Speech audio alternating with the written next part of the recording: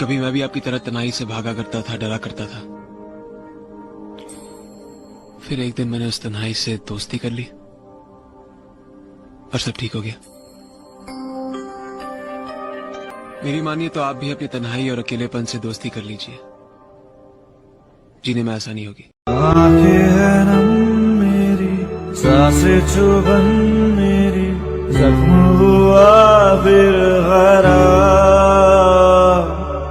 दिल के वीराने में मेरे फसाने में तू ही तो हरदम